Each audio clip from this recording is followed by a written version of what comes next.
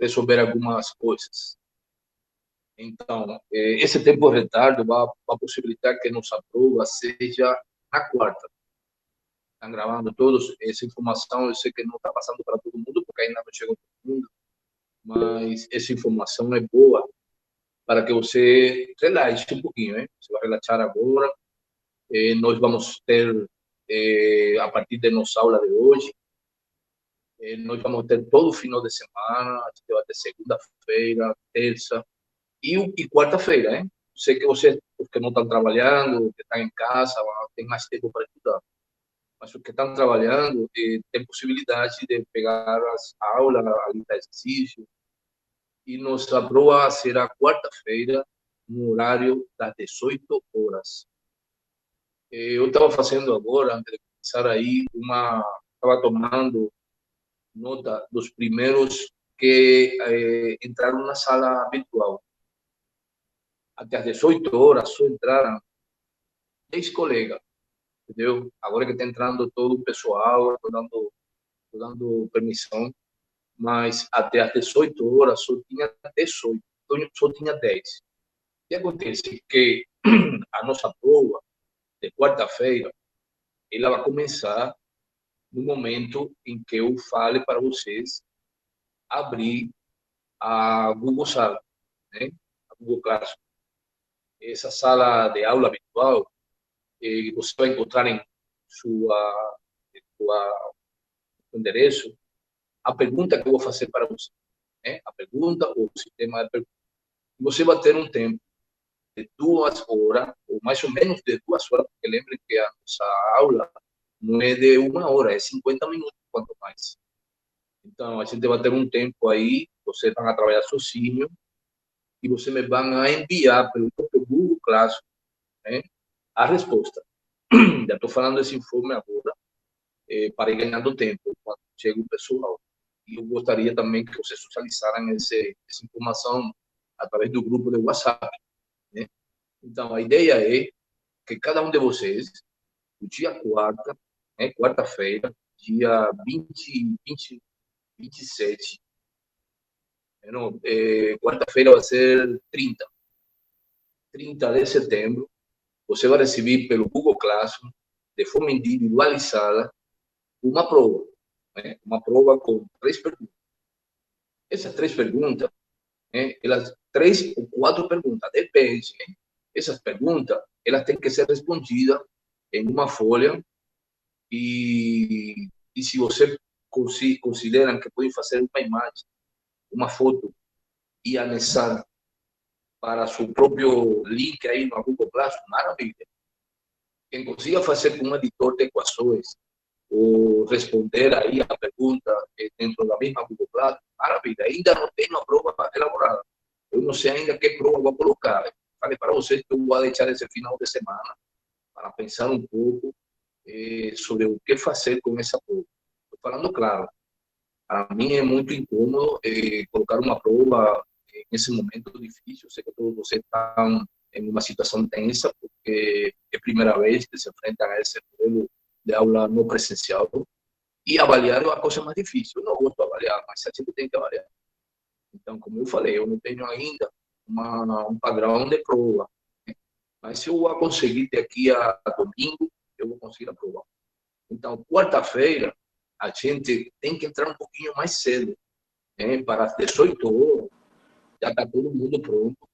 Eu vou abrir a Google Class, vou apostar a prova para cada um de forma individual, né?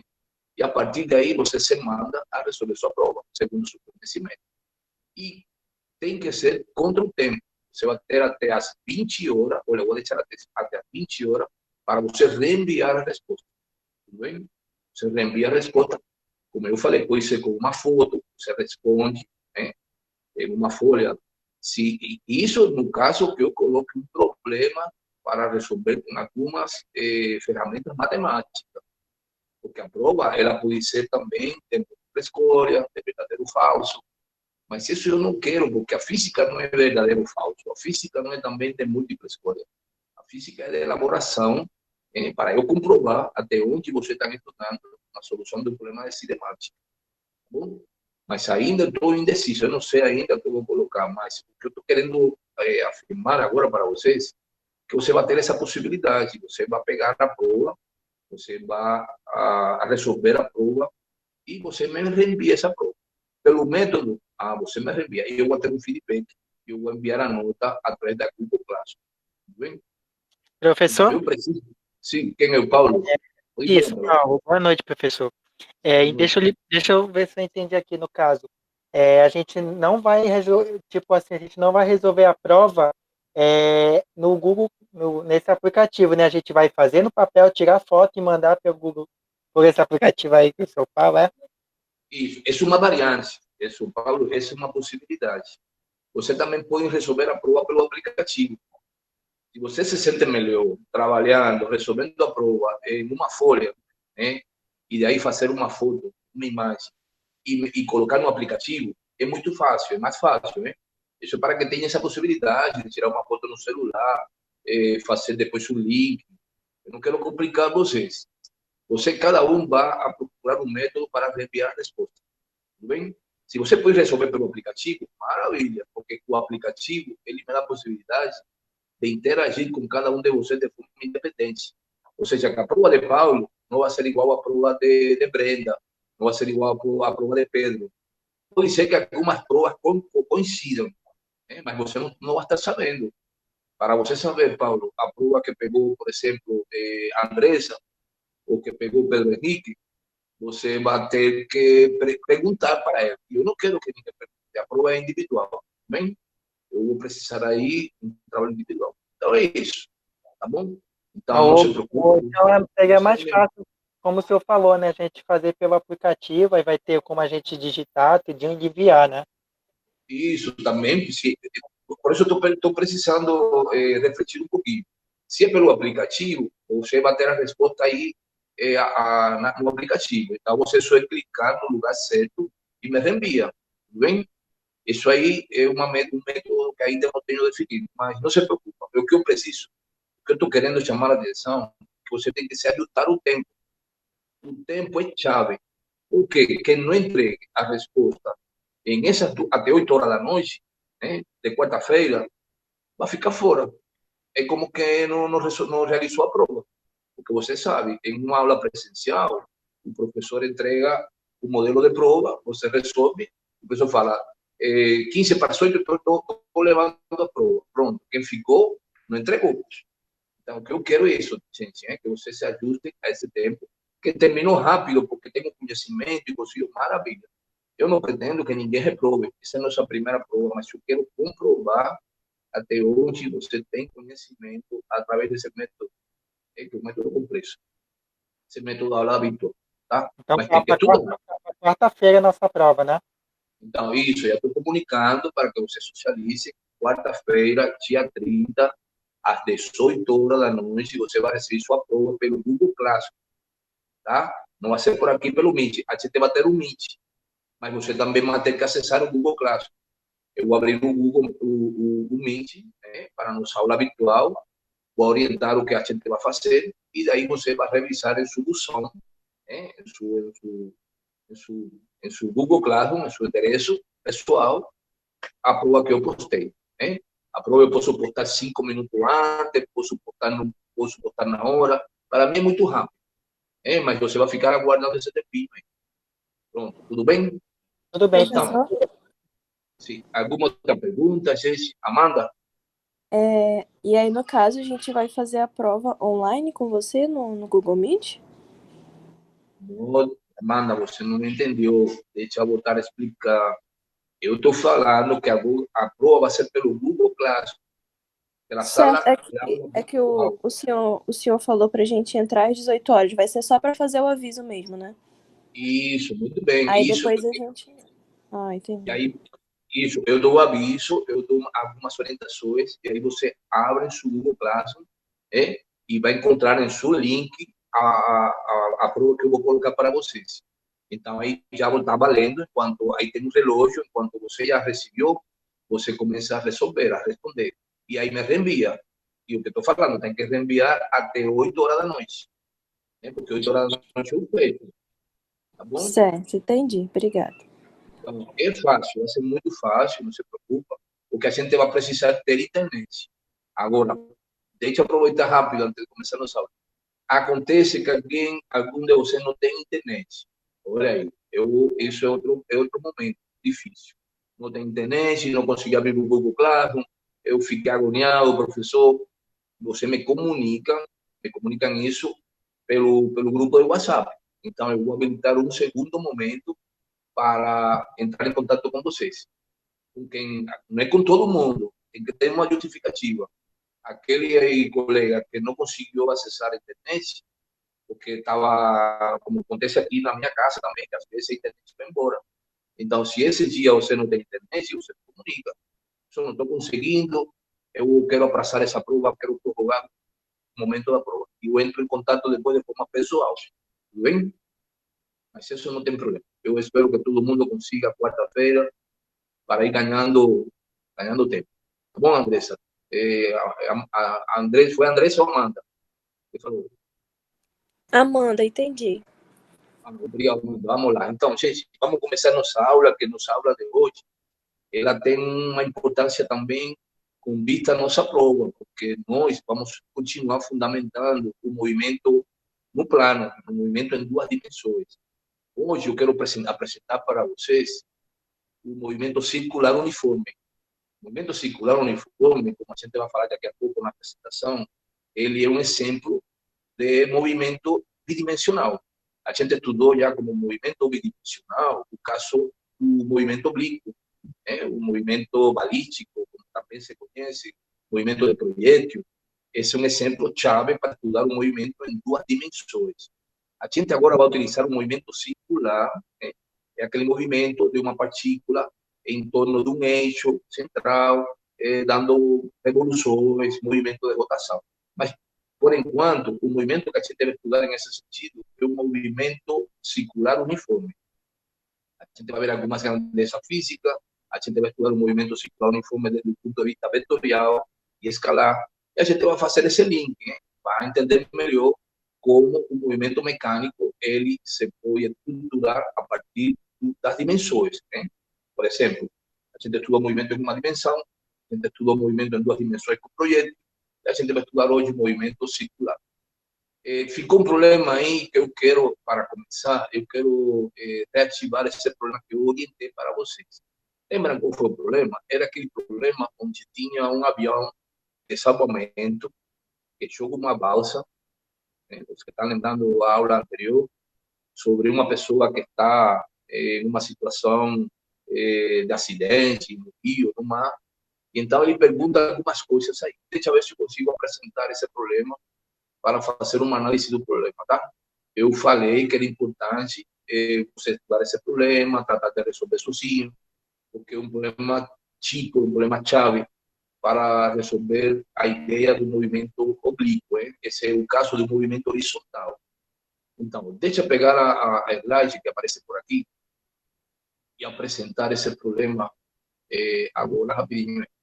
Vamos aí. Esse problema, ele está aqui.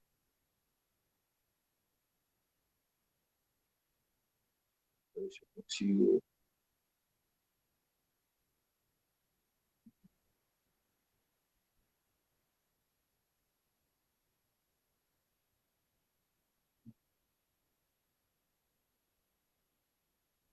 Então, gente, está aparecendo a nossa apresentação aí?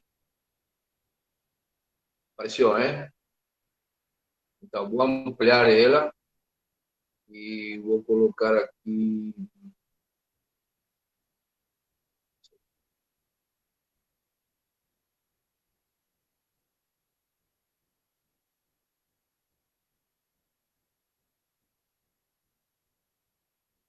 Esse aqui. Vamos aí.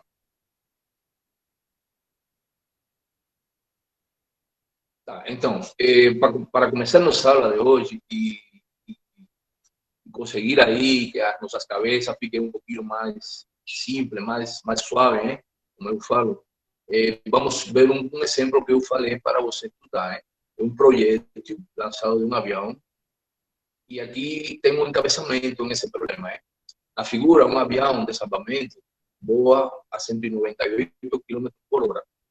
Ou seja, já fazendo a conversão, é 55 metros por segundo, a uma altura constante de 500 metros, rumo a um ponto diretamente acima da vítima de um naufrágio para deixar cair uma balsa. Ou seja, o piloto ele está procurando salvar uma vítima de naufrágio e ele está voando a uma altura de 500 metros, com uma velocidade de 198 km por hora, ou seja, 55 metros por segundo. A pergunta do problema, a primeira pergunta é qual deve ser o ângulo da linha deslizada do piloto para a vítima no instante em que o piloto deixa cair a balsa. Por exemplo, aqui está o problema.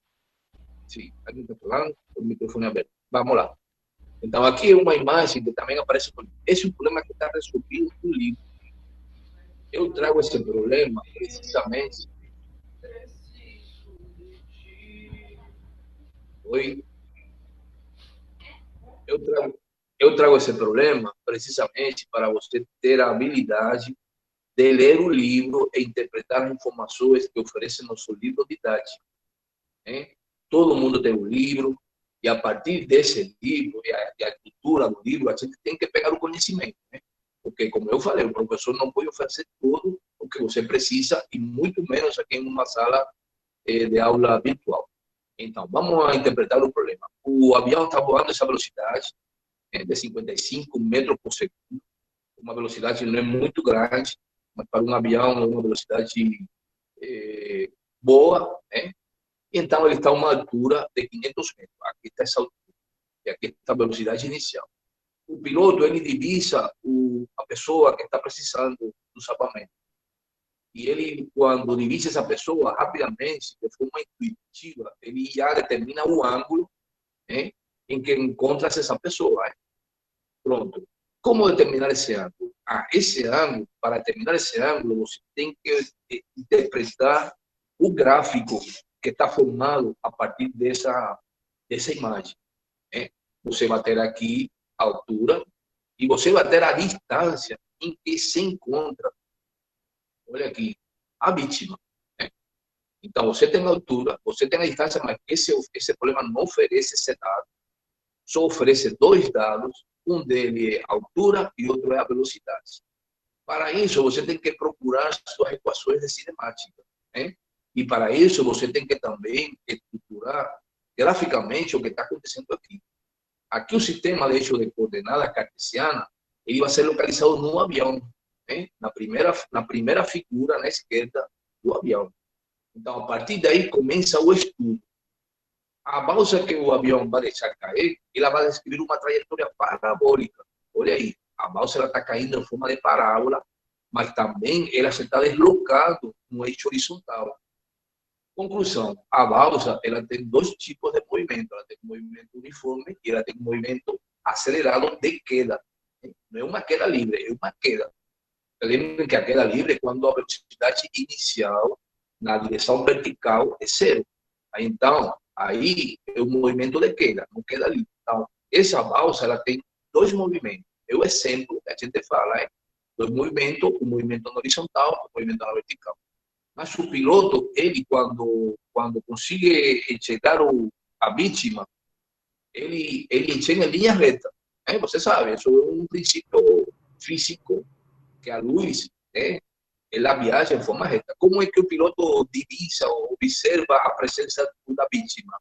Precisamente pela luz que ele está refletindo e chega a seus olhos. Então, a luz se propaga em linha reta. É um princípio físico que a gente vai estudar depois na ótica, mas por enquanto você sabe, você conhece física no ensino médio. Então, a partir daí se forma um triângulo retângulo. E esse triângulo retângulo, ele tem características. Ele tem, por exemplo, aqui, uma altura que coincide com esse cateto, que seria o cateto adjacente, o cateto adjacente a esse vértice da altura, e tem aqui que é a distância entre o avião na horizontal e a vítima, que se conhece aqui, pode ser representado como cateto oposto. Olha que é o cateto oposto ao ângulo. Então é simples. Agora a gente tem aqui perguntando qual é o ângulo e temos dois lados de um cateto. Então, professor, uma função. Sim. O slide está cortado aqui na imagem. aqui que o senhor está transmitindo. A imagem não está saindo inteira, não está saindo igual, está saindo Está bem. sendo recortada. Exatamente. Vou voltar aí. Obrigado. Deixa eu voltar a ver, porque ontem aconteceu também em uma reunião que eu estava. Vamos ver agora. Melhorou? Não, professor. Está saindo, hein? Vamos lá. Então, gente, assim aparece bem, hein? Só que aí não tem tela cheia. Parece bem aí.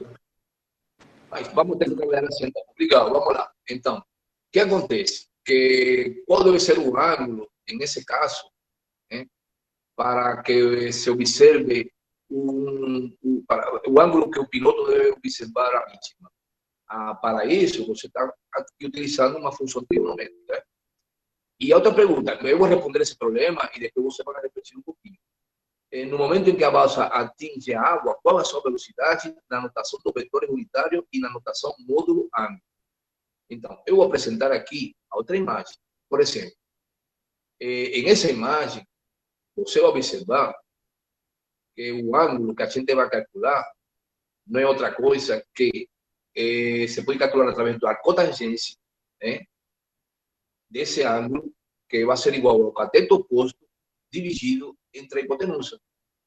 O cateto oposto é a distância, essa que está aqui, é a distância entre o avião, no momento que divisa, o piloto divisa a vítima, né? Esse é o cateto, nesse caso aqui, o cateto adjacente, e aqui o cateto oposto é a distância, o cateto oposto é a distância entre a posição zero do avião e a distância em que se encontra essa vítima no eixo horizontal.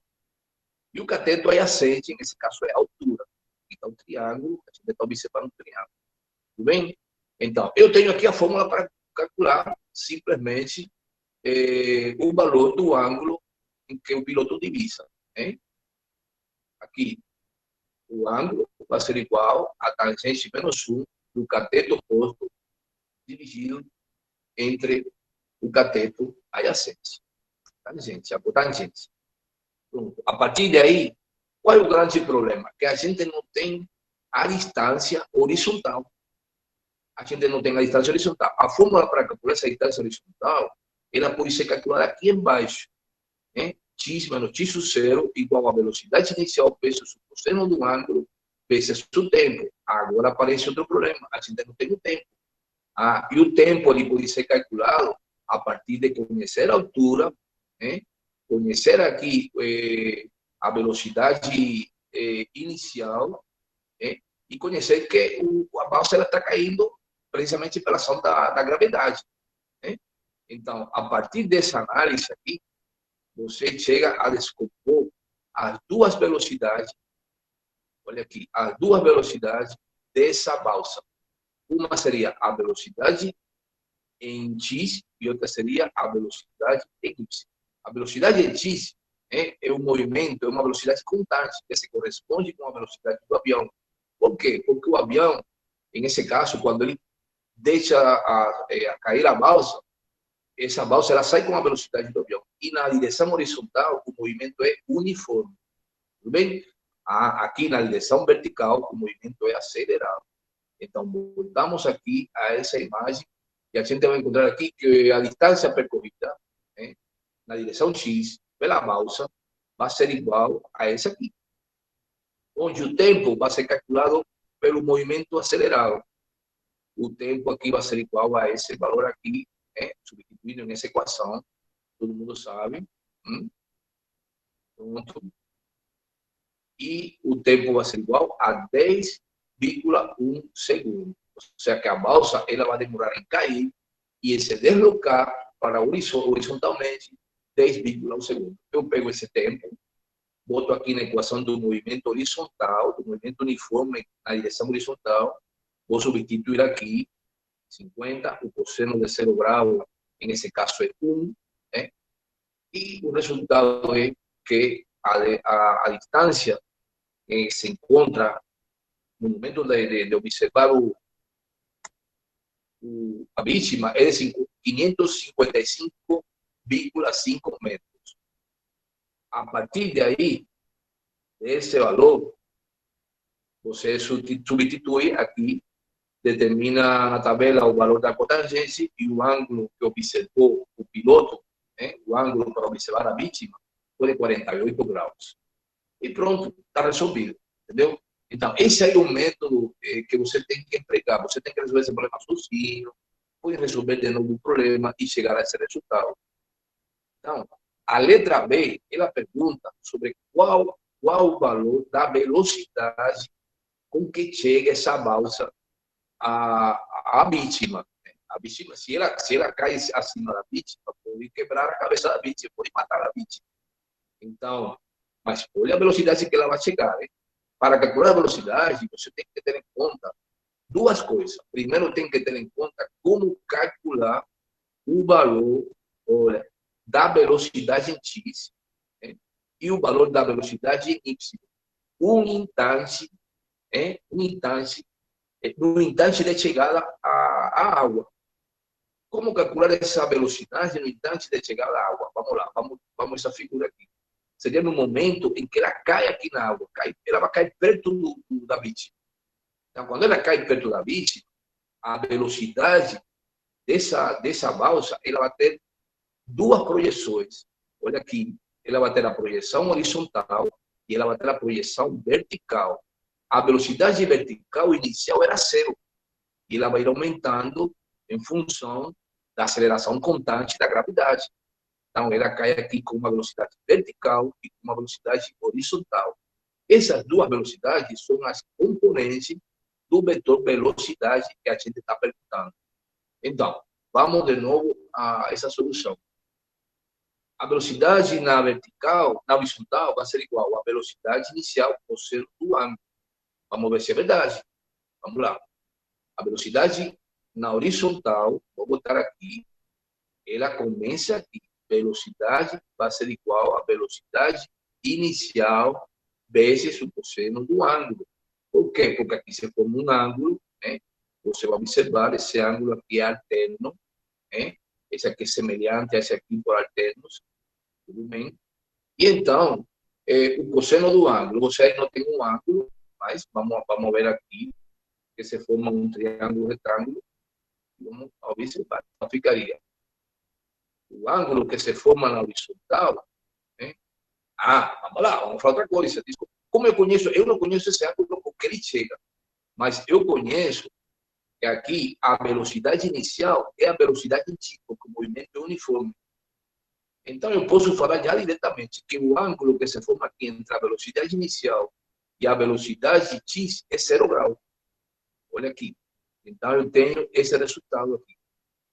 Velocidade igual a velocidade inicial vezes o cosseno do ângulo, 55 metros, né, por segundo a velocidade de lançamento, né, que é a velocidade com que se desloca o avião, vezes o cosseno de 0 grau, que o cosseno de 0 grau é 1, e o resultado é 55 metros por segundo.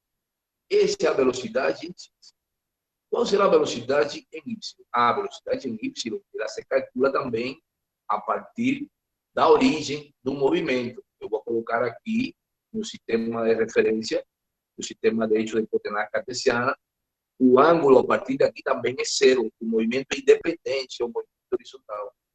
E a balsa está caindo com velocidade inicial 0, ela chega aqui, que seria aqui, olha, uma velocidade final. Como calcular essa velocidade final? Da mesma forma, olha aqui, é a projeção, que seria velocidade vezes o seno do ângulo, vezes o seno do ângulo, menos gravidade vezes o tempo. Essa equação aqui é uma equação cinemática. Velocidade final igual a velocidade inicial menos gravidade vezes o tempo. Essa velocidade inicial aqui, ela se calcula precisamente pelo triângulo que se formou aí, né? Pela projeção. Essa projeção da componente vertical. Se substitui 55, que é a velocidade inicial, seno do ângulo, né, que é 0 grau, e aqui fica como resultado, que esse membro aqui é 0, menos que coisa? 9,8 metros por segundo quadrado, que é a gravidade, vezes o tempo, que é 10,8. E isso aqui é 0, 0 menos esse valor dá menos 9,0 metros por segundo. Por que ele é negativo? Ele é negativo por um fato matemático. Na hora de a gente colocar o sistema de eixo de coordenadas cartesiana, você está observando que a gente colocou o eixo apontando para cima e a gravidade está atuando para baixo. Então, por isso que aparece o sinal negativo. Por quê?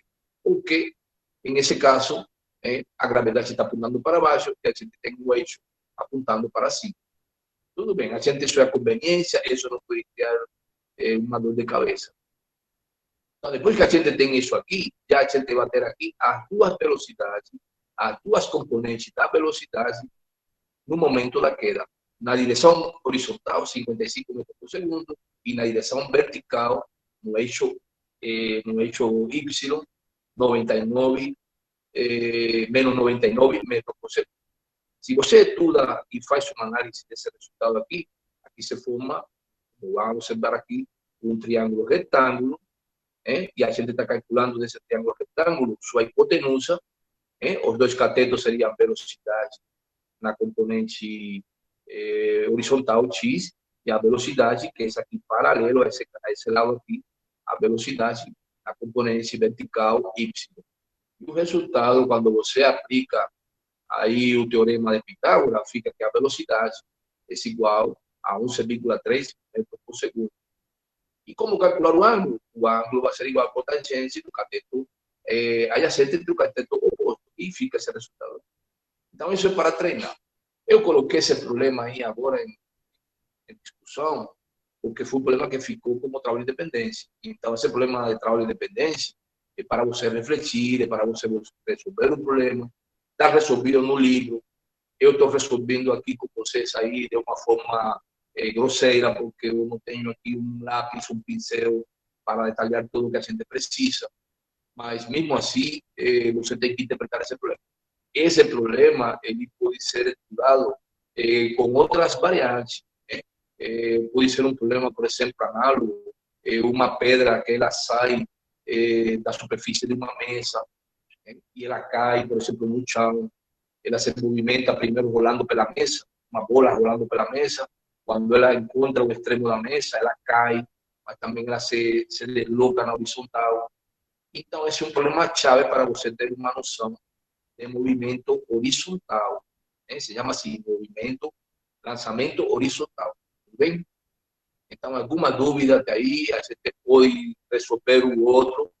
O outro problema também interessante, que trata aqui sobre um escorrega aquático. A gente você sabe, aí tem parquinhos aí aquáticos, a gente se deixa escorregar por uma rampa e você até descreve o movimento do projétil até cair de novo na água. Então, esse também está resolvido no livro. Preciso que você também tenha uma olhada nesse problema. Está todo detalhado no livro. Isso aparece no capítulo 4, para todo mundo, capítulo 4, problema resolvido no livro didático. Tudo bem? Então, se não tem alguma outra pergunta, vamos para a nossa aula de hoje. Na nossa aula de hoje, eu quero apresentar para vocês desculpem, deixa eu fechar essa apresentação e abrir a outra. Então, como eu falei, na aula de hoje, a gente vai ver outro caso de movimento circular. Desculpe, de movimento bidimensional, de movimento no plano, que é o caso do movimento circular. Eu tenho aqui uma slide que eu quero apresentar para vocês. E então, essa slide ela vai ser um pouquinho mais efetiva na hora da minha explicação. Então, vamos aqui. Então, já estamos começando a nossa aula de hoje. Já estamos com um tempo de demora, mas eu acho que vale para que você possa ter uma ideia do conteúdo que a gente está explicando. Então, vamos ver se não se corta agora essa imagem. Então, aqui você vai encontrar, por exemplo, nessa aula, a gente vai trabalhar a cinemática da partícula, na realidade é a unidade 4, né? É o capítulo 4 do livro didático. Professor, tá um pouquinho cortado sua tela ainda. Tá um Seria bom se pouquinho você deixasse como estava antes mesmo. É melhor, então. Obrigado, Paulo. Então, vamos deixar aqui assim. Só que assim tem um problema que não tem animação, não tem graça, aparece todo na tela, entendeu? Então, eu gosto de apresentar de forma individualizada, com um tempo de demora para que você possa refletir e acompanhar a minha explicação. Ah, tudo bem, então vamos para frente. Depois eu vou perguntar o que está acontecendo com essas imagens. Vamos ver se agora aparece. Deixa eu ver, porque eu meti aqui uma. Vamos lá, vamos ver se aparece. Apareceu bem agora, Paulo? Agora foi, professor. Agora sim, professor, melhorou. Era que estava aberto um quadro aqui da notícia aí no meu computador. Eu acho que estava no Zoom. Tá, valeu. Então, vamos lá. A gente Tá vai estudar top. vamos começar nossa aula de hoje, sim. Movimento circular uniforme, o 2,5, aceleração tangencial e centrípeta, é 2,6. E vamos já começar a treinar para a nossa prova. Hoje vamos começar a treinar. Exemplo, exercício de problema de movimento da partícula num plano. Volto a falar de partícula. Partícula, lembrem que é uma abstração, é um modelo físico, que nós chamamos partícula, aquele corpo que independência da sua estrutura, suas dimensões podem ser expressadas com relação ao referencial que a gente está trabalhando. Como eu falei, a Lua pode ser uma partícula para nós. Se você estuda o movimento da Lua na órbita em torno da Terra, e a Terra também pode ser uma partícula, estudando sua órbita em torno do Sol, então, em função das dimensões, como uma bola de futebol é uma partícula para nós no campo de futebol. Então, a gente vai estudar o movimento dos corpos, fazendo essa associação ao modelo partícula. Então, vamos para frente. Movimento no plano. Que coisa é o movimento no plano? Eu vou lembrar de novo para vocês. O movimento no plano é aquele que se desenvolve em duas dimensões. Em todo plano, ele tem as dimensões X e Y. É muito fácil estudar o plano a partir de um sistema de coordenadas retangulares. Então, por isso é que esse sistema de coordenadas cartesianas, como também se chama, facilita muito a interpretação do movimento no plano. Os parâmetros que a gente precisa para especificar a posição de uma partícula em movimento pelo plano, formada pelas dimensões X e Y, quais são? A gente pode dar uma resposta. Quais são os parâmetros que precisamos para especificar a posição de uma partícula em movimento? O que você precisa para identificar que uma partícula está em movimento? Alguém pode responder? No caso, para saber quando a partícula está em movimento, Isso. Que parâmetro você precisa saber? seria o eixo X? Eu Bom, não aí, entendi. vamos lá. O que você precisa saber? Velocidade é diferente de zero. A quê? A velocidade. Velocidade é diferente de zero. Isso, já de fato, é um movimento, tem que ter velocidade diferente de zero. Muito bem. Que outro parâmetro? Quando você sabe que um corpo está em movimento? Quando está se deslocando, a variação no deslocamento. Quando ele tem uma posição inicial e uma posição final marcada por um sistema de referência. Tudo bem, então.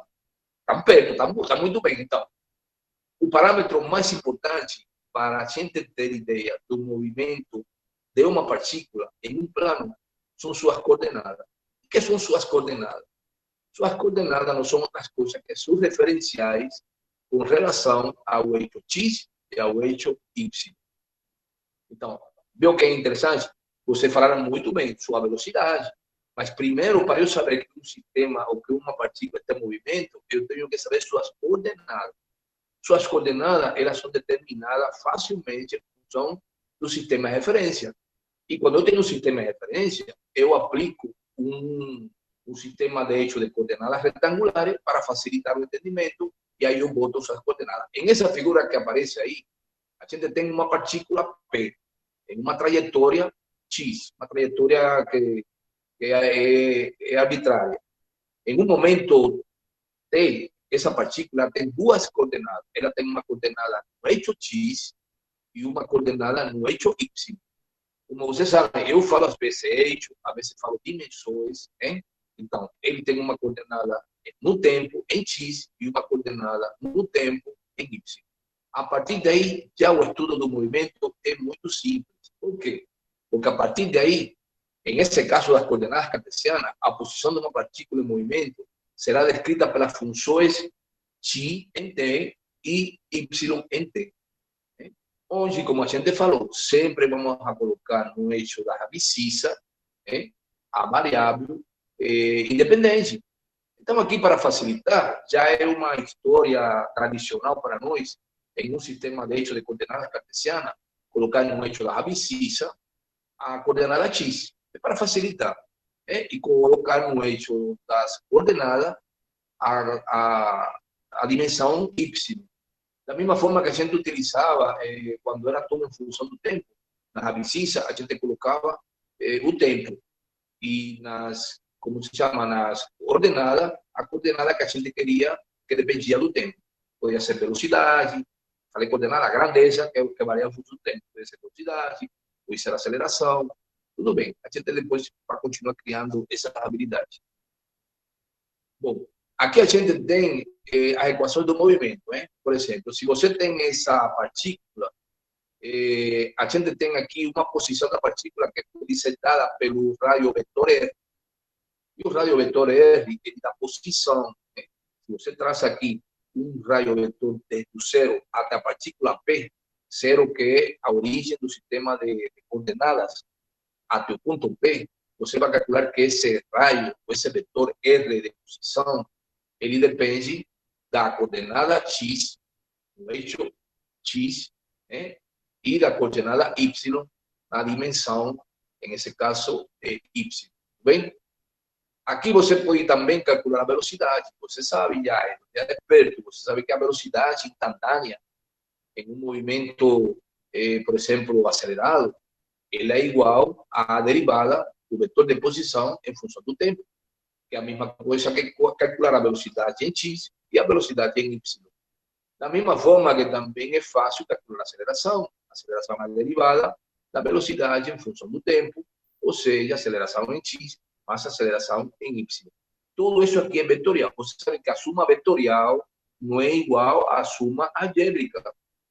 Estão entendendo o que eu vou falar agora? Olha aí, a suma vetorial, ela se calcula através do teorema de Pitágoras. Ou seja, por exemplo, a velocidade aqui, para calcular essa velocidade vetorial, seria velocidade em x ao quadrado mais velocidade em y ao quadrado, ou seja, a velocidade ao quadrado vai ser igual a velocidade em x ao quadrado mais a velocidade em y ao quadrado. Como a gente quer o valor da velocidade, você elimina a raiz, aplicando o radical aqui em esse outro método. Então, a suma algébrica não é outra coisa que a suma normal, a suma natural que a gente conhece. Então, muito cuidado quando a gente tem que fazer uma suma vetorial e uma suma algébrica. Nesse caso, a gente está falando de suma vetorial para velocidade e aceleração. Vamos agora para frente. Importante lembrar de projeto. Estamos lembrando do projeto. A gente está aproveitando agora o momento para continuar falando de projeto. É um projeto é um corpo arremessado em um campo gravitacional, formando um ângulo com a direção da Terra, com a direção horizontal. Aqui a gente vai considerar que a Terra é plana. Olha, aqui é outra consideração para o físico, para vocês que são físicos. A Terra, para nós, agora é plana. Então, todo movimento arremessado, formando um ângulo, arremessado no campo gravitacional, por lógica, tudo que sai fora da superfície da Terra, é atrapalhado pelo campo gravitacional. Então, todo movimento formando um ângulo com respeito à Terra, ou seja, com a direção x, é um projétil. Uma pedra é um projétil. Tudo que você joga, tudo que você lança, é um projétil. Tudo que você arremessa formando um ângulo é um projétil. Então, Uma situação típica é essa que aparece aqui, né? Um lançamento vertical. Isso também é um projeto. Por quê? Porque você arremessa para cima e o ângulo que forma a direção do movimento com a horizontal é 90 graus. Bem? E aqui sempre está atuando em sentido contrário a esse movimento uma aceleração, que com certeza é aquela conhecida por nós, que é a gravidade, aceleração da gravitação, que ela tem um valor médio para pequenas alturas e é igual a 9,8 metros por segundo quadrado. Lembrem que essa gravidade não é constante em todo canto da atmosfera, ela pode mudar em função da altura. Mas para pequenas alturas, como a altura de uma casa, de um prédio não muito alto, a gravidade ela é média, e se compara com a gravidade na superfície do mar, que é igual a 9,8 metros por segundo ao quadrado. Tudo bem? Vamos para frente. Então, o lançamento oblíquo, esse aqui, eu vou passar um pouquinho rápido, porque isso aqui é introdutório, isso a gente já trabalhou na aula anterior. Esse lançamento oblíquo, ele pode ser muito bem estudado a partir do movimento no plano, em dois tipos de movimento simultâneo, movimento na horizontal e movimento na vertical. O movimento na horizontal ele é uniforme, e o movimento na vertical ele aqui é variado. Nesse caso, enquanto o projeto está subindo, é um movimento retardado, porque a gravidade está atuando em sentido contrário ao movimento. A aceleração é retardatriz, ela funciona agora como retardatriz, e ela volta aqui a ser um movimento acelerado quando chega à sua altura máxima, e já aí a gente pode estudar isso a partir de tudo que a gente conhece em função das equações de cinemática.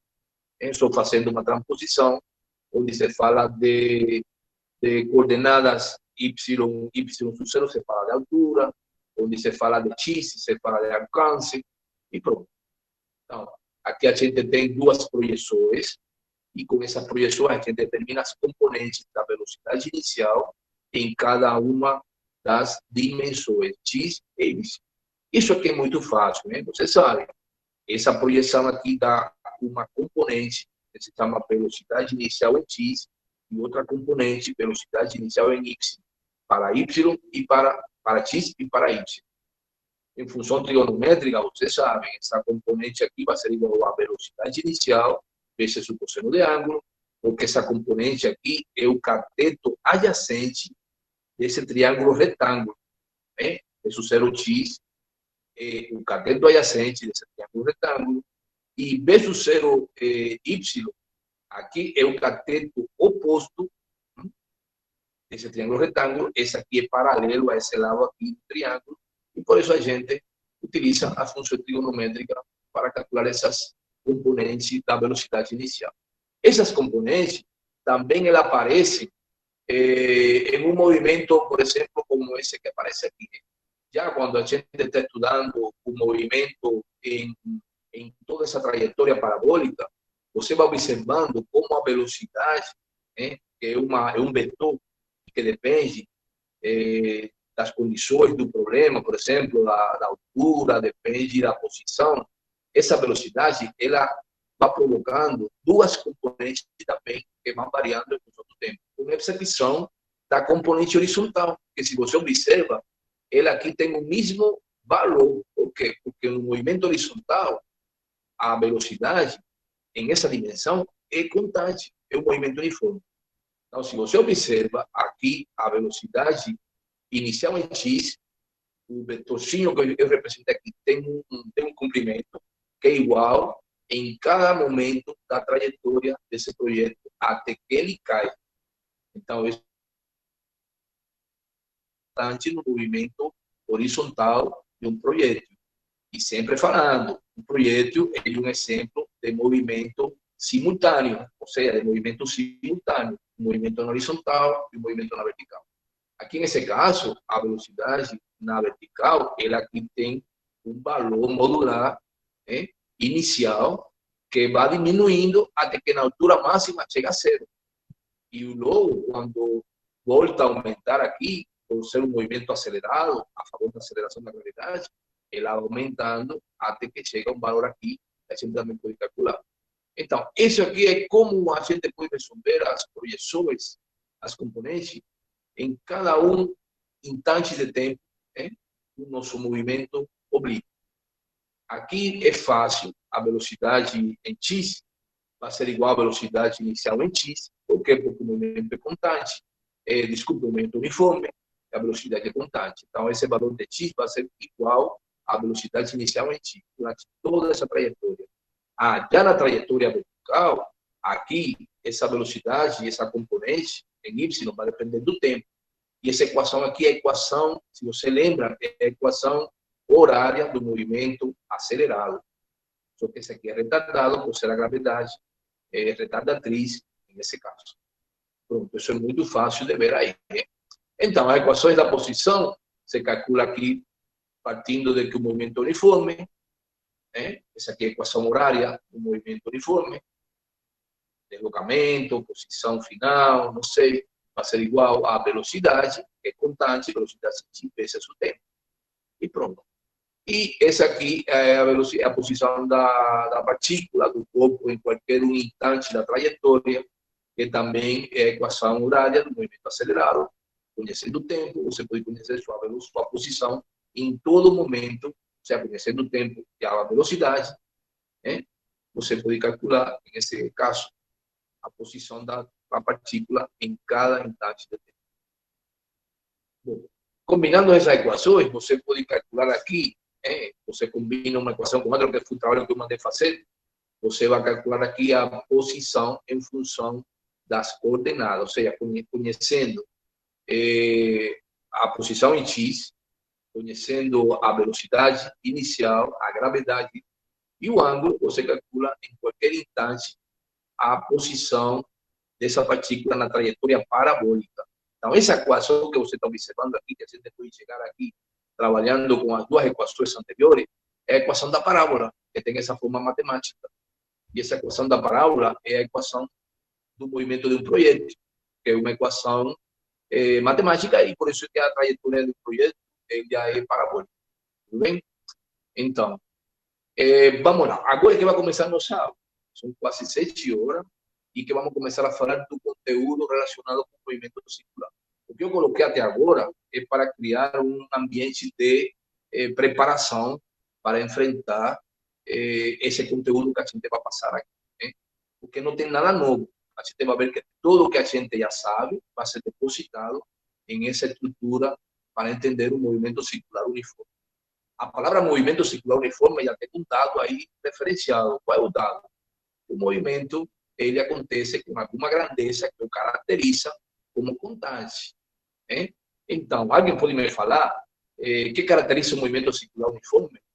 Que grandeza física é constante? Já você sabe sobre isso, né? Sim, a velocidade. A velocidade? Mas que velocidade é essa?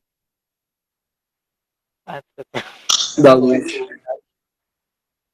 No movimento circular uniforme tem uma velocidade linear, é verdade, mas também tem outra velocidade. Como se conhece essa velocidade do movimento circular? Tangencial, eu não lembro. Tangencial? Velocidade tangencial, Angular. Angular, muito bem. Então, vamos lá, já está muito fácil. Então, o movimento circular uniforme, ele tem uma característica. Da mesma forma que no movimento retilíneo uniforme a velocidade era constante, ou é constante, no movimento circular uniforme, a velocidade angular é constante. Mas vamos definir que coisa é velocidade angular. Vamos para frente. A gente tem aqui, olha aqui, outro tipo de movimento no plano é o movimento circular uniforme. Fique claro isso, hein? A principal característica desse movimento circular uniforme é que a trajetória descrita pela partícula é um círculo, estou passando um pouquinho rápido, é uma trajetória circular, todo mundo conhece que coisa é um círculo, né? Um círculo ele pode ser representado por uma revolução completa. Um círculo se caracteriza por ter raio e por ter perímetro. Que coisa é o perímetro? É o comprimento da trajetória circular. Alguém lembra qual é a fórmula para calcular o perímetro de um círculo? Quem fala? Vamos lá. Posso dirigir a pergunta? Os que estão aí a ver se ninguém está dormindo. Seria o raio, professor? Qual? 2πr, professor. Muito bem. O perímetro é uma constante e depende simplesmente do raio. Então, como você falou muito bem, 2 vezes π vezes L. É o perímetro, é o comprimento da trajetória circular de um ciclo. Muito bem. Então, primeira característica do movimento uniforme, é ciclo uniforme. Sua trajetória é um ciclo. Segunda, a trajetória, a partícula em movimento circular, ela descreve arcos de ciclos iguais em tempos iguais. Aí estamos dando a definição de velocidade angular. Olha, que coisa é velocidade angular? Bom, já vou falar que a velocidade angular não é outra coisa que o ângulo que percorre o raio vetor em um movimento circular dividido entre o tempo. Ou seja, ângulo em função do tempo. Quanto mais rápido se desloca na circunferência esse raio vetor, que é um vetor que parte da origem ou do centro da circunferência até o ponto extremo, onde encontra-se a partícula, enquanto mais rápido se desloca esse raio vetor, a velocidade angular é maior. Então, esse caso aqui é importante, porque enquanto mais se desloca o raio vetor, o arco de circunferência que se forma aqui também vai aumentando em função do tempo. Então, isso que a gente chama velocidade angular. Velocidade angular é o ângulo que varre o raio vetor, que indica a posição de uma partícula no movimento circular, em função do tempo. Então, é uma expressão muito simples. Aqui a gente tem uma imagem que eu peguei do livro, onde essa figura representa o raio da trajetória circular. A gente representa esse raio com a letra R, sim. E a posição instantânea de uma partícula, por exemplo, que pode ser P, fica definida pelo ângulo θ entre o vetor de deslocamento e o eixo X de um sistema cartesiano. Então, voltamos a colocar aí nosso sistema de coordenadas retangulares. O que está fazendo a ciência aí? A gente está facilitando o trabalho, A gente tem a circunferência, a gente, por conveniência, vai botar aqui um sistema de coordenadas cartesianas com 2 eixos, X e Y. Reafirmando o que eu falei no princípio, que todo movimento circular é um exemplo de movimento no plano. Então, a gente tem 2 dimensões, uma é característica no plano. Então, aqui a gente vai estudar tudo isso e vamos para a verdade. Aqui a gente localizou o ponto P, que executa um movimento circular uniforme. Esse movimento que a gente vai representar em essa figura é um movimento anti-horário. Por que é um movimento anti-horário? Porque ele está sendo, a partícula se está deslocando para a esquerda. Olha aí a seta, que indica como o ângulo θ vai aumentando. Tá? Pronto. Agora, a gente tem de novo essa figura. O arco que se forma aqui entre o raio vetor e o eixo X corresponde ao ângulo sobre o ciclo e é dado por esse valor aqui. Ou seja, esse arco que se vai formando enquanto o raio vetor vai se deslocando de forma circular, em toda essa trajetória circular, se pode calcular muito fácil a partir dessa pequena expressão, raio vezes o ângulo. Tudo bem, a gente depois vai estudar como sai essa equação. Essa equação não é um invento, Onde o ângulo, vocês sabem, ele é dado em radianos. Tudo bem? Então, quando uma circunferência existe, o ângulo interior de uma circunferência, o ângulo com raio vetor completo em uma revolução, em um movimento circular, é 360 graus, que se corresponde com 2π radianos, ou seja, 6,28 radianos. Falando que π é uma constante matemática igual a 3,14. Então, 360 graus se corresponde com 6,28 radianos. Pronto, isso é para facilitar depois o trabalho na solução do problema. Vamos ver agora a equação horária do movimento curvilíneo uniforme. Essa equação horária, ela tem a ver muito com a equação que a gente conhece do movimento, como se chama, do movimento uniforme. Vocês lembram que o movimento uniforme, ele acontecia com velocidade constante. E era um movimento que, como todo na vida, acontece em função do tempo. Então, aqui a equação horária do movimento circular uniforme, ela está dada precisamente por esa ecuación que está aquí también. Ou seja, arco de circunferência final menos o arco inicial, mais velocidade linear vezes a variação do tempo. Se você lembra, a equação horária do movimento uniforme, retilíneo uniforme era x igual a x sub zero mais velocidade vezes o intervalo do tempo.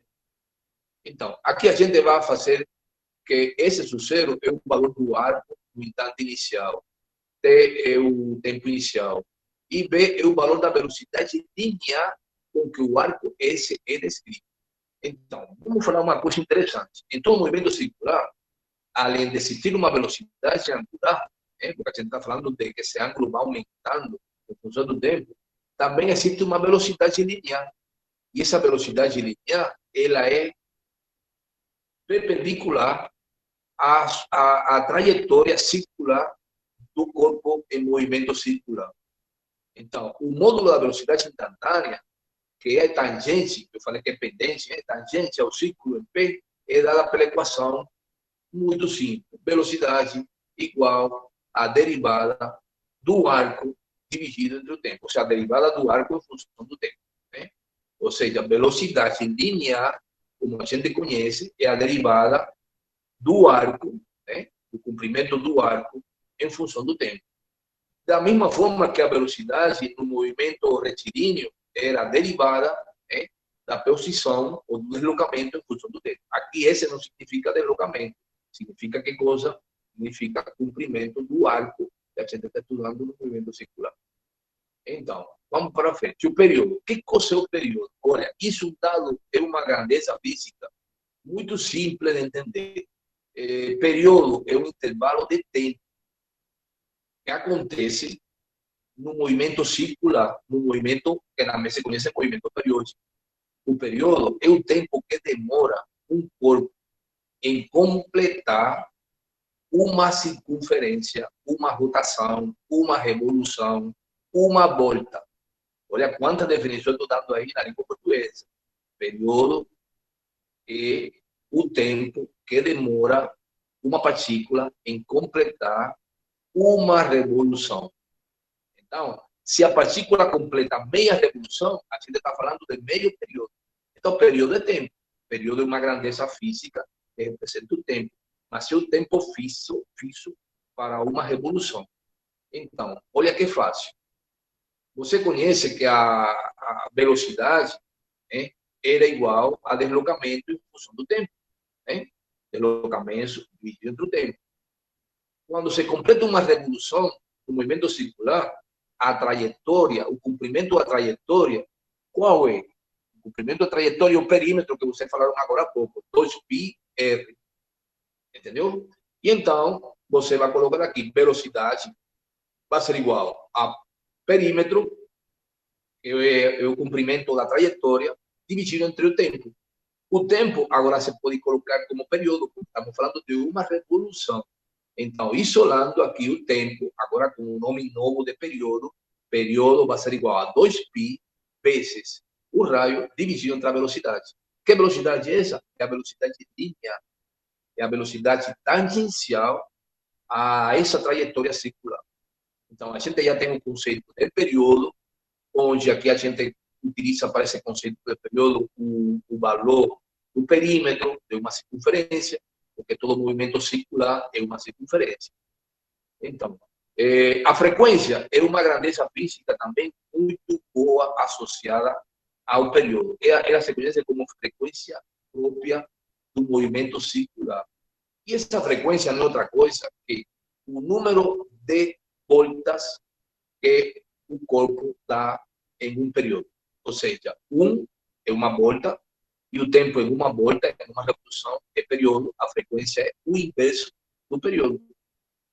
1 dividido entre o período é o inverso do período, e isso é igual à frequência. Com outras palavras, a frequência é o número de voltas, o número de ciclos, o número de revoluções, dividido entre o tempo.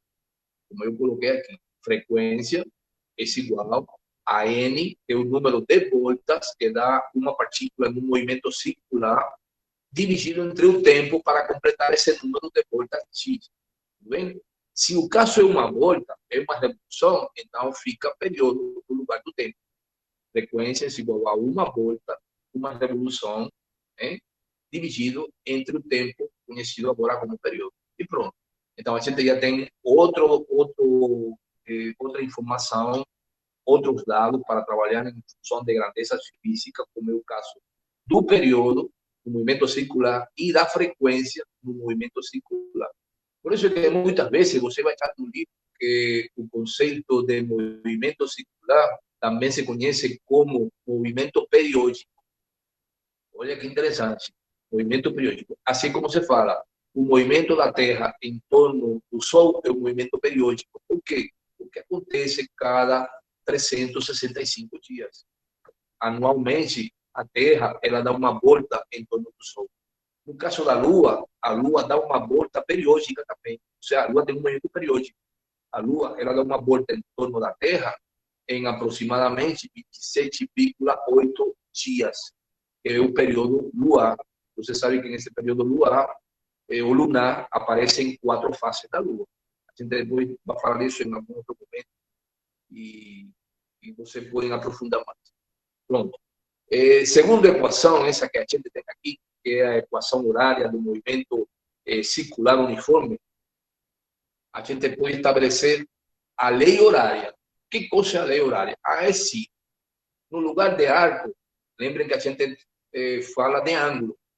É muito mais fácil observar em um movimento circular como o raio vetor, ele vai aumentando seu valor, desculpem, como ele vai se deslocando e vai aumentando o ângulo com relação ao eixo horizontal. E aí aparece que a equação, a lei horária, em termos de ângulo, pode ser escrita a partir dessa equação. Olha, ângulo final vai ser igual ao ângulo inicial, que vai com o raio vetor, mas a velocidade angular, agora estamos falando de velocidade angular, multiplicado pelo intervalo do tempo. Hoje, aqui tem uma coisa interessante. A velocidade angular é igual à velocidade dividida entre o raio. De onde sai essa equação? Vamos lá. Se você observa aqui, que o arco circunferencial é igual à velocidade vezes o raio, se você multiplica aqui, velocidade vezes o raio, vezes o raio, e aqui chega a colocar aqui, por exemplo, desculpem, se você substituir aqui, que a velocidade vai ser igual ao ângulo dividido entre o raio, você vai chegar a essa equação aqui e vai chegar a essa equação que está aqui, que é a velocidade angular, é a velocidade linear dividida entre o raio. Então, a velocidade angular é definida por esse valor aqui que a gente falou. É a derivada do ângulo em função do tempo. Isso foi nossa primeira fala quando a gente começou a falar de movimento circular uniforme. Que a velocidade angular era o ângulo que varre um radiovetor em função do tempo. Ou seja, agora a gente pode falar que a derivada do ângulo, essa velocidade angular instantânea, que no caso do movimento circular ela é constante, vai ser igual ao ângulo, derivada do ângulo, em função do tempo.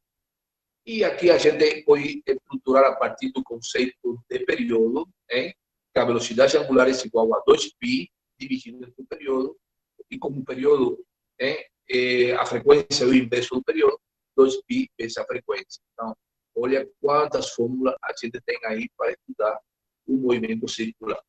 Por que é importante todo esse sistema de equações? É importante, gente, porque depois, quando a gente estuda o movimento circular uniformemente variável, isso vai acontecer quando a gente estude, por exemplo, momento angular, tudo relacionado com o movimento, a lei de conservação do movimento angular, a gente vai retomar essas equações que são características do movimento circular. Então, a velocidade angular ela consegue também ser calculada muito fácil, a partir dessa expressão, como a gente falou, e ela se dá em unidade radianos por segundo. Por isso que, como ela se dá em radianos por segundo, você não acostuma a dar a velocidade angular em graus por segundo. Então, quando você tem os graus, você leva os graus para radiano e a unidade da velocidade angular é radianos por segundo. Também essa velocidade radianos por segundo, você pode dar essa unidade em segundo a menos 1. Dá para entender, entendeu? Então, a característica mais importante ainda do movimento circular uniforme. Aqui eu tenho um comentário, né? Embora o movimento circular uniforme tenha velocidade de módulo constante, a direção da velocidade varia de ponto a ponto da trajetória.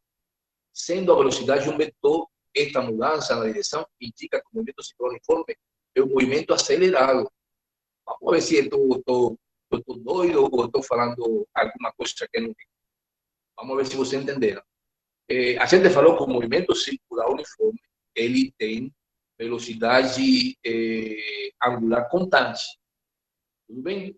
Mas se você fala que a velocidade linear ela é tangencial e ela é vetorial, e ela vai mudando de posição em cada instante de tempo, então a velocidade, variando de ponto a ponto, ela não é constante. Não é como acontecia no caso do movimento em uma dimensão. O movimento retilíneo, a velocidade ela era constante, era um vetor, ela não mudava nada. Ela tinha um instante de tempo, um sentido, uma direção e um valor. Aqui agora, no movimento circular, a velocidade linear, ela não é constante. Por quê? Porque ela vai mudando de direção. E ela vai mudando de direção constantemente. Então, aí, não entra dentro dos atributos de um valor constante. Por quê? Porque a direção muda. Então, esse vetor, ele constantemente vai mudando esse atributo, que é a direção. Então, ou seja, qual é o resultado disso aí? Que se a velocidade não é constante, a aceleração não é igual a zero, como acontecia com o movimento uniforme, retilíneo uniforme. Então, aqui temos aceleração. Então, o que mantém o movimento circular vivo é uma aceleração diferente de zero. Olha que coisa mais contraditória. Vamos ver aí. Devemos lembrar que, sendo a velocidade um vetor, este pode variar em módulo e direção.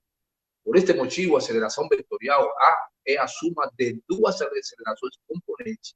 A aceleração tangencial, que indica a variação do módulo de velocidade, e a aceleração centrífuga, ou conhecida como centrípeta, que indica a variação da direção da velocidade. Vamos ver se vocês entenderam o que eu estou falando. Mas é melhor colocar uma figura aqui que eu tenho. Olha aqui, isso também está no livro. Aqui você vai observar o movimento de uma partícula em 3 momentos da sua trajetória circular. A partícula, ela está em esses 3 momentos representada na beira dessa circunferência. E você vai observar como a velocidade, ela vai mudando, o vetor velocidade vai mudando constantemente de direção. Então, o vetor aceleração sempre aponta para o centro. Mesmo a velocidade sendo tangencial, o vetor aceleração, ele aponta para o centro. Por isso que se conhece que no movimento circular aparece uma aceleração apontando para o centro, que se conhece como aceleração centrípeta. Vamos lá, estamos ganhando conhecimento. O vetor velocidade é sempre tangente essa trajetória. Eu vou continuar falando aqui que esse valor da aceleração centrípeta, ele se calcula por essa fórmula muito simples. Eu até posso determinar de onde a gente chega a essa fórmula. Está no livro, está muito simples no livro, só você acompanhar a explicação do livro. Vai ser muito melhor interpretar essa explicação do livro que o que eu possa falar aqui agora, mas eu vou falar. Tá? Então, a aceleração centrípeta, essa aceleração que você sente quando você tem um ônibus e ele de pronto pega uma curva, e você sente como que você vai para fora. Você pergunta, mas você está falando que é centrípeta. Não. Você sente que você vai para fora, mas o que você faz para equilibrar esse movimento? Você se segura da barra do ônibus para você não ser expelido para fora, para você não ser expulsado para fora. Então, onde é que você sente essa aceleração centrípeta? Na sua mão, quando você segura a barra do ônibus, a barra de proteção do ônibus. Por isso que o ônibus ele tem tanto sistema de proteção.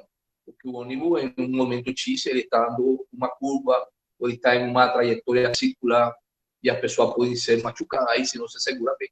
Então, essa é a aceleração centrípeta. Por que ela é centrípeta? Porque ela sempre procura, ele busca o centro da circunferência. Então, aqui você vai ver, por exemplo, nessa representação, de novo, que a velocidade é tangencial, e aqui você vai analisar comigo como chegar àquela equação anterior. Se você observa, em essa figura, aqui se forma um triângulo retângulo de novo, né? E se você observa as coordenadas dessa partícula em x, você vai ter uma coordenada x em p. A partícula p vai ter sua coordenada no eixo x, né, na dimensão x, e vai ter sua coordenada na dimensão y, na vertical. Então, ele vai ter duas coordenadas que identificam o movimento dela. Lembre que eu falei, qual é a característica mais importante do movimento? Conhecer sua coordenada. Então, a partícula está sendo aí definida com duas coordenadas. Pronto, x e y. Depois que você tem esse triângulo, você vai chegar aqui que as componentes escalares, né, mostradas na figura anterior, por exemplo, em termos dessas componentes, pode ser descrita constantemente a partir desse movimento aqui. Olha, essa componente da velocidade, ela é tangencial, ela também tem duas componentes. Olha como elas se representam, ela pode ser representada nos eixos y e x. Eu vou para frente. Se você determina essas componentes vetoriais, você vai chegar aqui no resultado, que a velocidade ela é igual a bxi mais byj. Lembrem a importância do vetor unitário, que representa a direção, né, do vetor ou da componente, para que ela pegue esse atributo vetorial. Você aqui vai fazer aqui uma decomposição também desse triângulo, e você vai chegar que bx vai ser igual a velocidade, que é a hipotenusa desse triângulo, vezes o seno do ângulo, né, vezes i, que é o vetor unitário, igual também para y, b cosseno do ângulo, vezes j.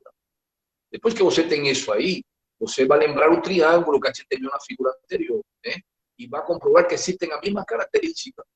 E o que se conhece aqui como B seno do ângulo, também se pode calcular aqui como B componente em x dividido entre o raio. É assim, isso está no livro. Eu estou falando rápido. Felizmente, como eu falo, não tenho aqui um quadro para explicar melhor para vocês. E o resultado que a gente vai ter é esse aqui, que a aceleração vai ser igual à derivada da velocidade. A gente vai derivar isso que está aqui. E essa derivada, quando você deriva ela, o resultado vai ser o seguinte. Já estou indo um pouco mais rápido. O resultado vai ser o seguinte. Você vai calcular aqui essa derivada. Vai obter aqui dois resultados da aceleração em x e aceleração em y. Determina através do método do teorema de Pitágoras. E o resultado é esse que está aqui. Que a aceleração centrípeta é igual a velocidade ao quadrado dividido por raio. Eu nunca cobraria para vocês, fazer essa demonstração, mas é chave que você conheça de onde sai essa equação da aceleração centrípeta. E você tem que treinar, você será um físico, você será um professor de física, você será um pesquisador de física no futuro. E alguém pode perguntar um dia, professor, de onde sai essa equação que a aceleração centrípeta ela é igual à velocidade linear ao quadrado dividido entre o raio? Você tem que fazer essa estrutura e chegar a essa equação. Muitas vezes, quando você não tem boa memória, e quase sempre os físicos não têm boa memória, os físicos o que têm é um poder de raciocínio. Olha que estou falando claro para vocês. É mais poderoso ter um poder de raciocínio lógico que ter boa memória. A memória falha por muitas coisas. Até no momento mais importante, sua memória falhou, mas o raciocínio não falha, porque a partir do raciocínio você chega a uma equação que você não está lembrando no momento X. Tudo bem?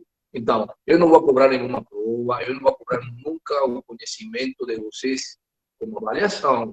Eu vou cobrar um dia, quando a gente seja colega, eu pergunte para você, ou meu filho pergunte para você, professor, o meu neto, professor, como calcular a aceleração centrípeta em um movimento circular?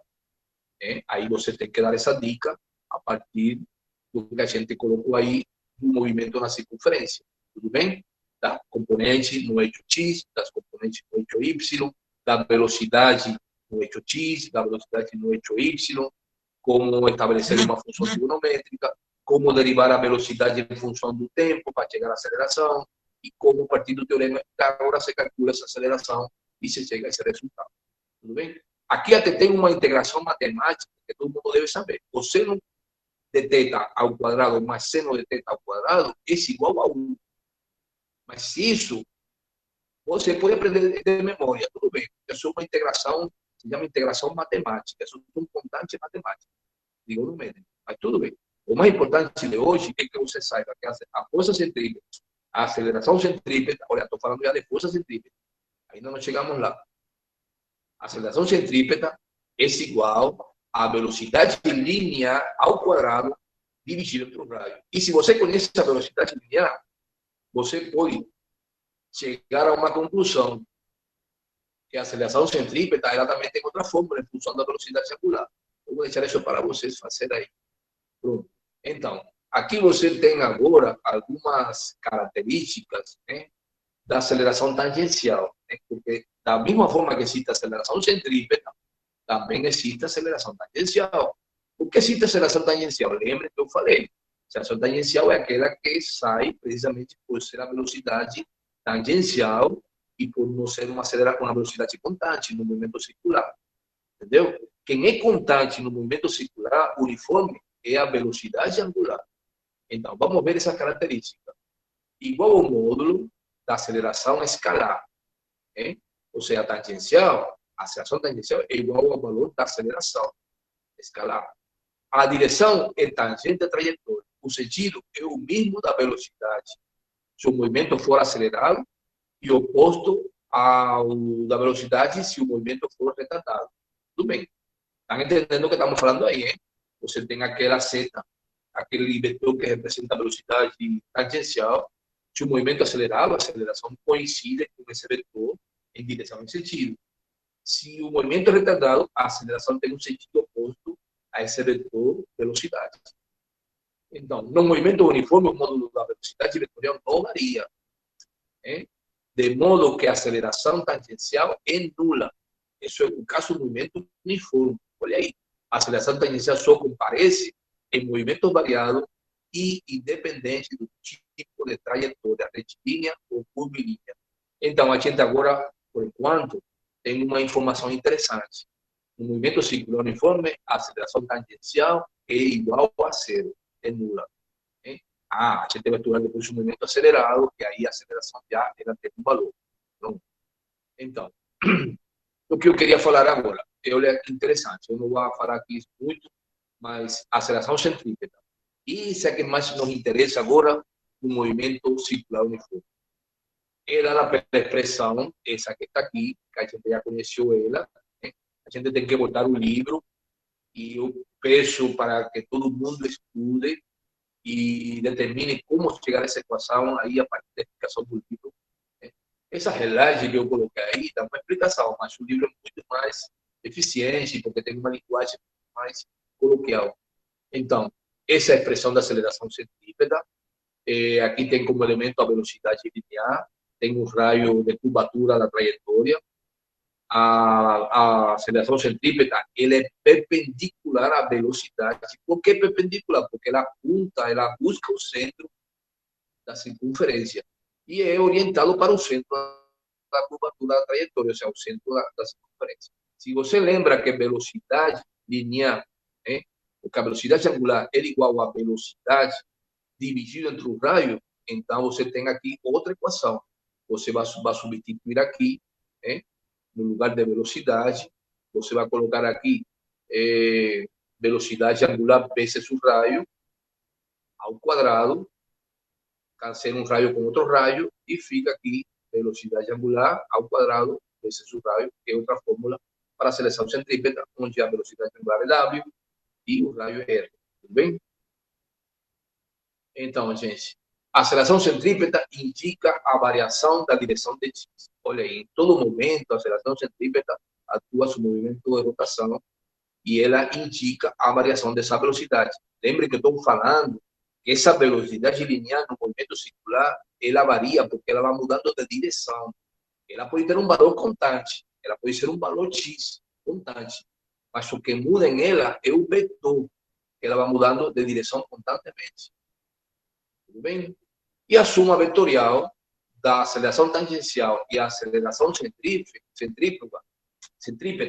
que também se conhece como centrífuga, porque é a mesma coisa, depois a gente vai explicar isso melhor, define a aceleração vetorial do movimento conforme se indica na figura.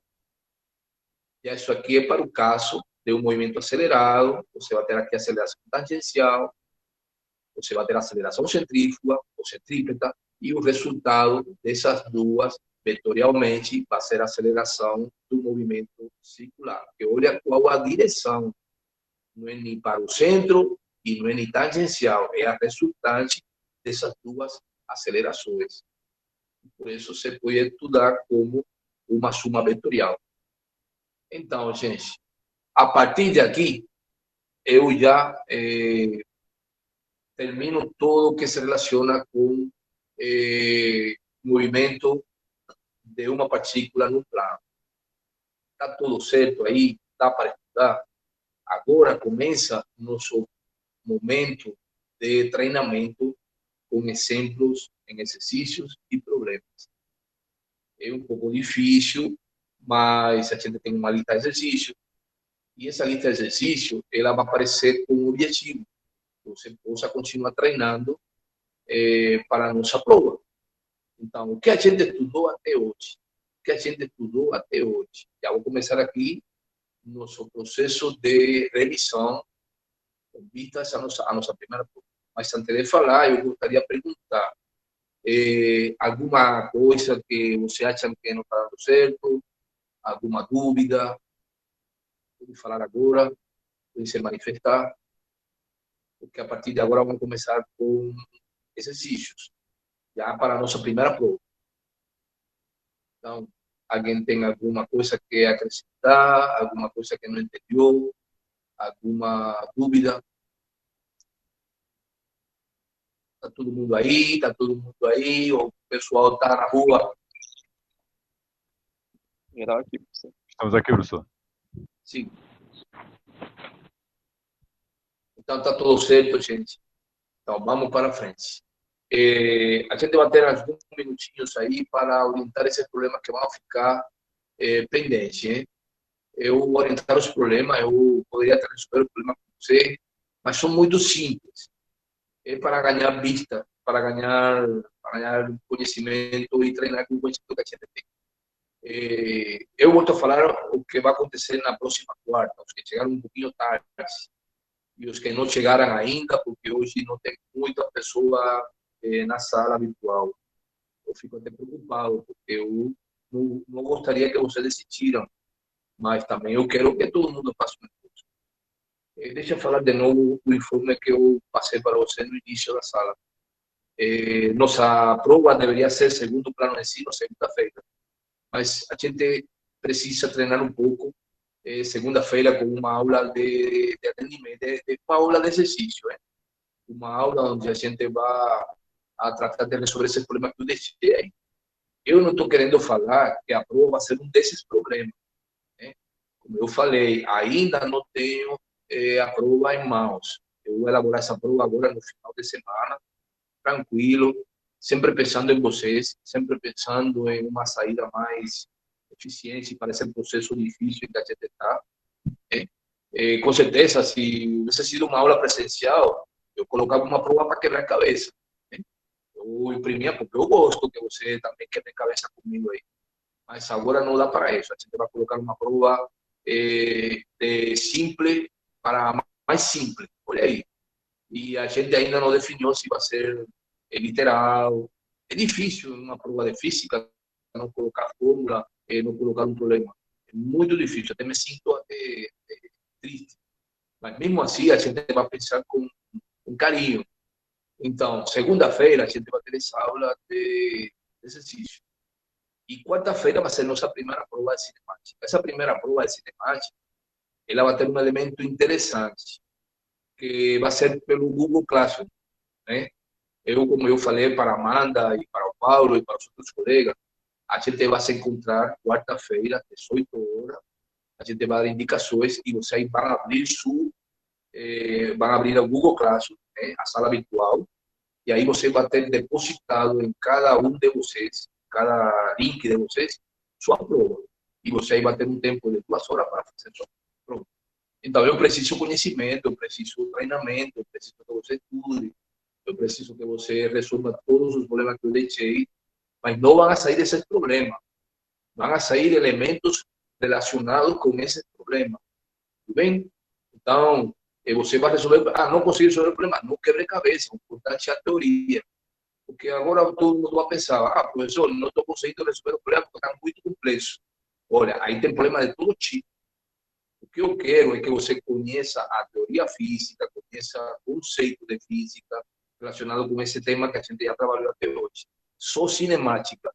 Cinemática do movimento retilíneo uniforme, cinemática do movimento acelerado ou variado, cinemática do movimento unidimensional, cinemática do movimento em duas dimensões, cinemática no plano ou bidimensional, vetores, tudo a gente trabalhou com vetores, que função fazem os vetores unitários para determinar características vetoriais do movimento em suas componentes e coordenadas.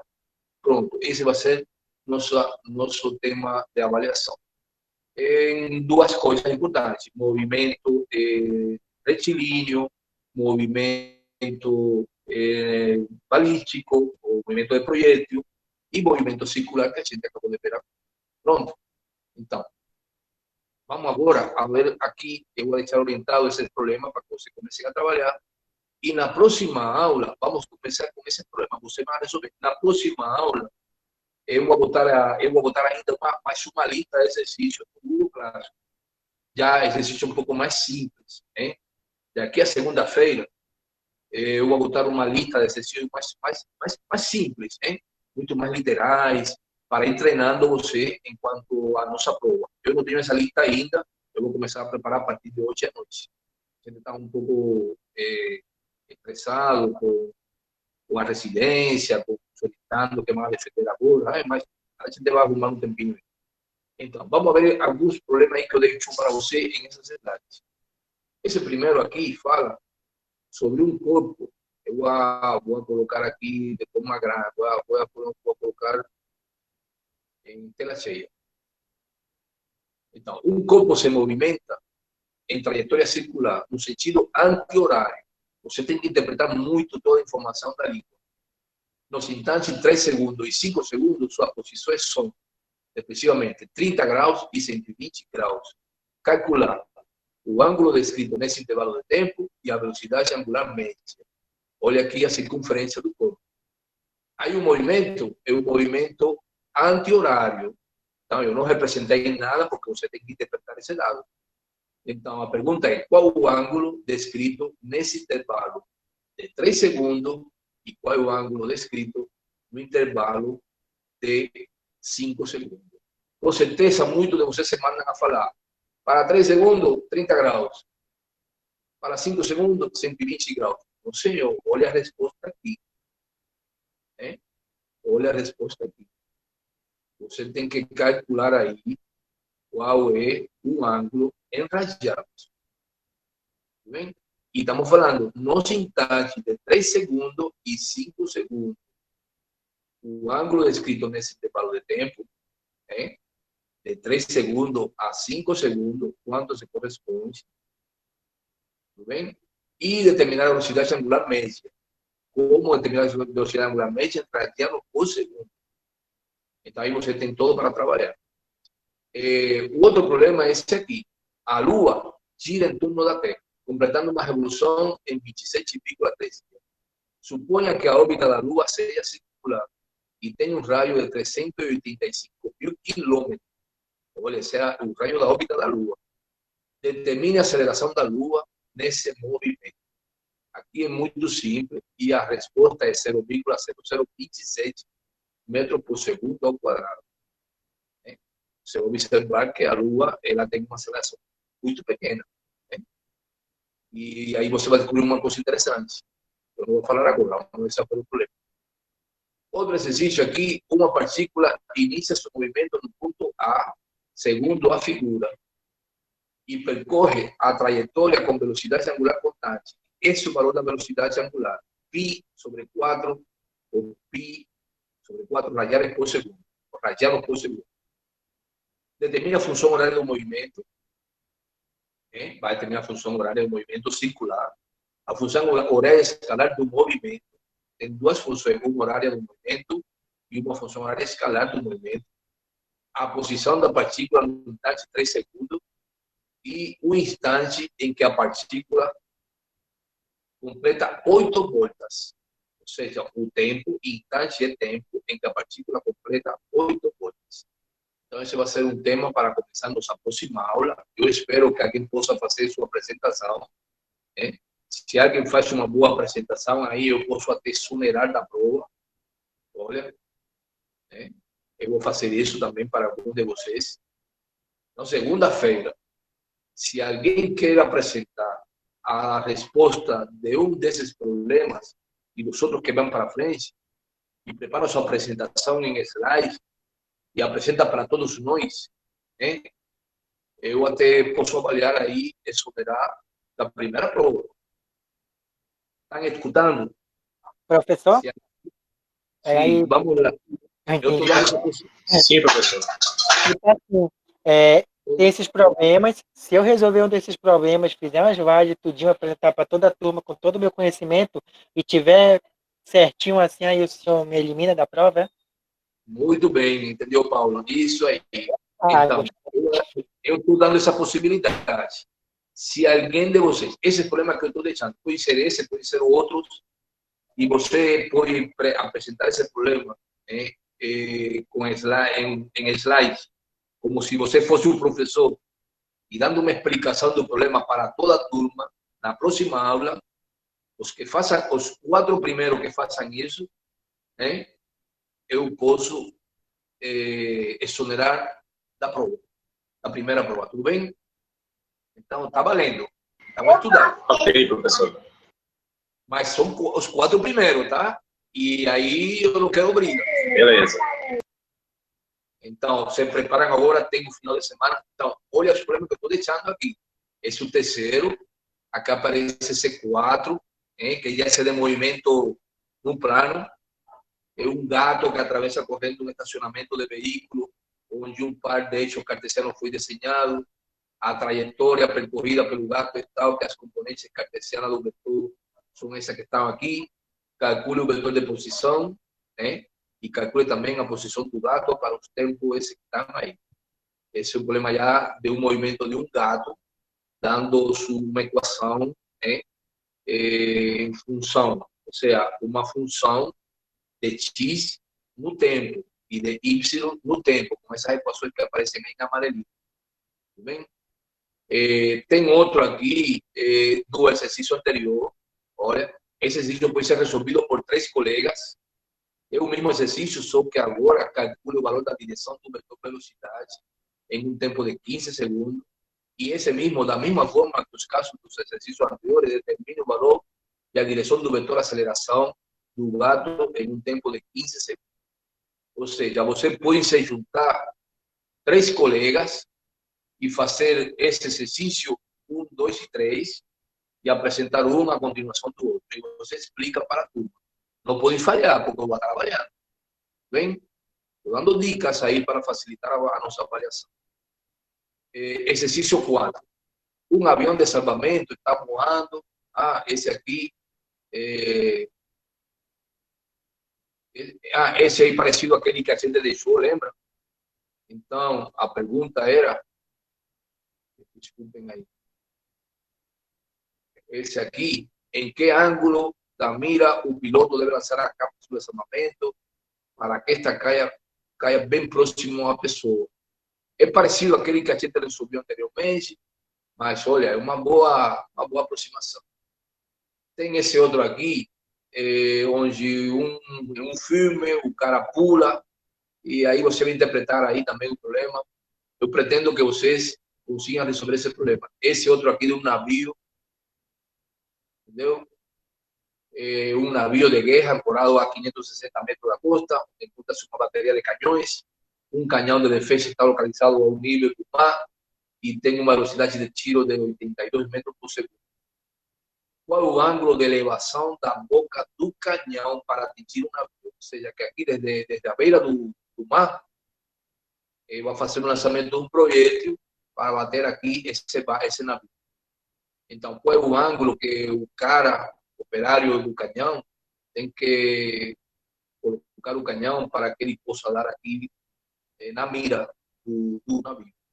E o tempo de percurso do projeto. Tudo bem. E outra letra aqui, a distância da costa deve ficar o navio para se manter fora do alcance do canhão. Gente, essas são as perguntas que eu vou deixar aí orientado para vocês com vista à nossa próxima aula. Tudo bem? Até aqui o que eu queria falar com vocês. Alguma pergunta, algum questionamento? Vamos lá, Não. podem falar agora. Por enquanto, nenhum questionamento pela minha parte. Se não tem questionamento, está tudo claro? Sim, por enquanto sim. Obrigado, Vitor. Tranquilo, então. Então, gente, como eu falei para vocês, eu vou dar um prêmio. Comecem, eu deixei essas atividades aí abertas para que vocês possam agora estudar. Se você conseguir resolver o problema direitinho, e você sabe já mexer com um PowerPoint, você prepara um sistema de slide, e você pede a palavra na próxima aula e fala, professor, eu quero explicar o problema tal. Eu tenho aqui uma apresentação de slide, eu quero demonstrar meu conhecimento para a turma. Eu aceitar esse fato corajoso como avaliação e vai ser a nota da primeira prova para esses caras que sejam os caras, entendeu? Então, essa vai ser minha primeira avaliação já. E vai ter muitas outras avaliações, mas eu vou premiar aí os alunos que consigam fazer isso. Podem entrar em contato comigo pelo e-mail e, mesmo assim, qualquer dúvida, eu estou aberto, tá bom? Então, essa é a nossa aula de hoje, gente. Aproveitem o tempo, aproveitem aí tudo que vocês possam estudar no livro e tratem de resolver esse problema que eu deixei. É um problema muito simples, mas é um problema de raciocínio. Com certeza, quem consiga resolver e fazer sua apresentação já pode se avaliar. Tá bom? Tá bom, professor. Muito bom. Ok, professor. Professor? Sim, Ricardo, tá por aí? Então, alguém está com alguma pergunta? Professor, quantos exercícios o senhor quer que faça com slide? Se eu for fazer no caso individual, quantos o senhor quer que apresente? Não entendi. Você está perguntando? Quantos que o senhor quer que apresente como slide, se for fazer individual? Não, olha, eu deixei quantos problemas? Eu deixei 3, 4, eu deixei, eu acho que 8, 7, 8 problemas aí. Se cada um conseguir fazer um, pronto, maravilha. Isso depende agora de vocês. Olha, está entrando agora o Tony. Gente, isso depende de vocês. Então, segunda-feira, eu vou começar com a aula de exercício. Eu vou trazer esses problemas da aula de hoje, mas outra bateria de problemas. Se eu vou tratar de resolver esse problema. Se ninguém resolveu, eu vou ter que resolver, porque eu tenho que mostrar para você qual é o método. Se alguém conseguir resolver, maravilha, está sendo avaliado. Está ganhando uma nota. E vai estar exonerado a primeira prova. Pronto. Mas eu espero que todo mundo consiga algum problema aí. Olha, se fosse eu e você fosse meu professor, eu fazia o seguinte: eu me mandava agora resolver todos esses problemas, fazia minhas apresentações aí e aguardava a segunda-feira. Professor, eu resolvi 1, 2, 3, eu resolvi um, mande qualquer um que eu vou apresentar. E pronto. E já você não tem que fazer a prova. Tudo bem? Bom, gente, boa noite, bom estudo. A gente está chegando a mais um dia de atividade completa, como você está vendo, mas estamos na hora, tá? Vamos estudar um pouquinho aí. Segunda-feira a gente continua para a quarta ter um bom resultado. Então, até logo. Pronto. Você vai fazer chamada, professor? Claro, professor. Vou fazer a chamada. Obrigado. Não, é que sabe por que eu estava confundido? Porque já eu fiz alguma chamada no início. Enquanto você estava pedindo permissão, eu estava tomando algumas notas aqui, mas mesmo assim, vamos lá. Vamos fazer um chamado aí e fechamos nossa aula de hoje. Vamos lá. Então, eu começo com essa turma aqui.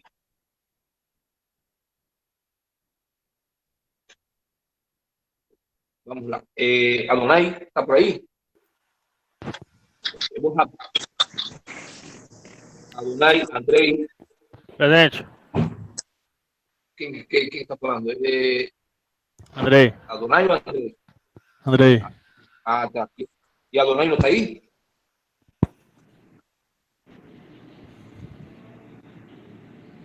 Pronto.